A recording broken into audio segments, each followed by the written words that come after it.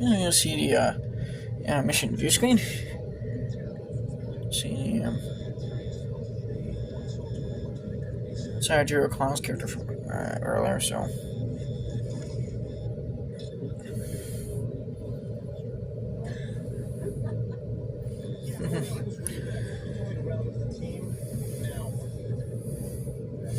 Here, Jim looks at the view screen as a guy named Maud.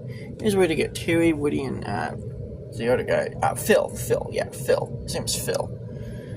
And you gotta, I gotta get them ready for the Mars 2 rescue mission to rescue any survivors on the Mars 1 mission.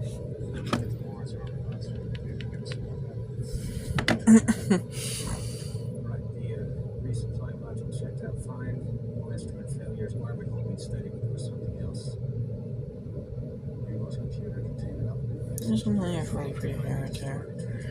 But anyhow, you see the module. Yeah, we fill module.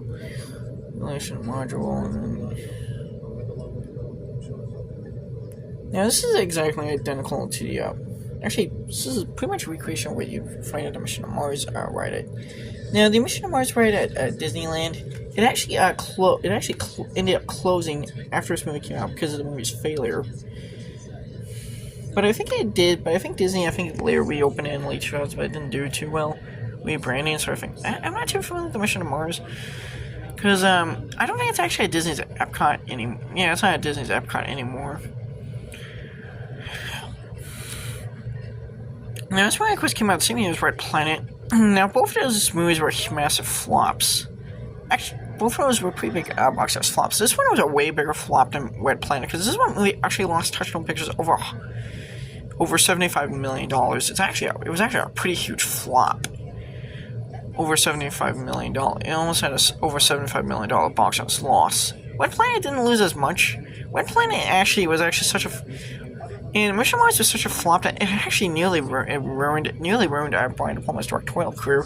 After this, De Palma washed his hands off big budget studio filmmaking for a while.